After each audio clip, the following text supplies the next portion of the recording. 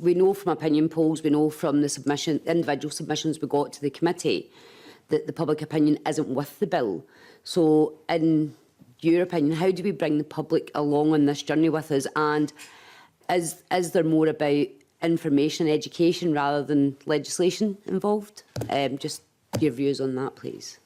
Yeah, I think that's a really important point, and I suppose what's really clear is that what's really important is that we make clear exactly the point that we were just making, that what we're talking about here is assault. And so that's a deliberate attack on another person for the purpose with an evil intent, which is, so the intention is to cause physical injury or fear of personal injury.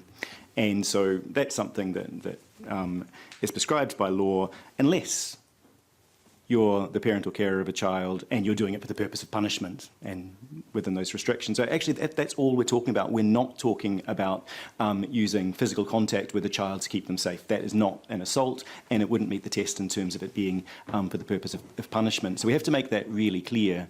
The international evidence is interesting in that in most countries that have taken this, in fact I think in all countries that have taken this step as required by law and as strongly evidenced by all of the international evidence, the public opinion wasn't with them, because generally the opinion polls have said, should we criminalise good parents? Should we criminalise parents for smacking children, which isn't actually the test that we're seeking to make the change here.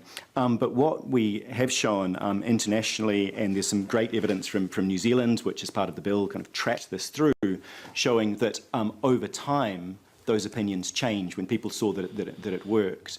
And so generally what this has required is human rights leadership, so using the legislation to actually deliver the culture change. And actually that culture change takes quite a long time. In New Zealand, they went so far as to have a citizens-initiated referendum to try and reverse that change.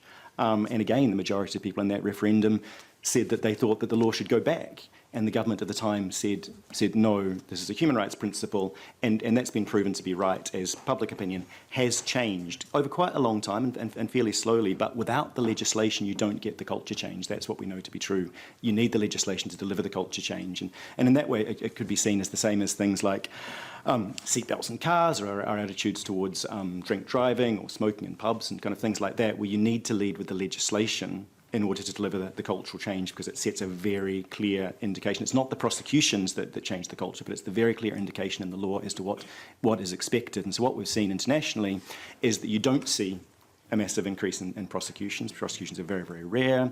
You don't see an instant change in public opinion, but what you do see is a gradual change in public opinion and a culture change in relation to violence.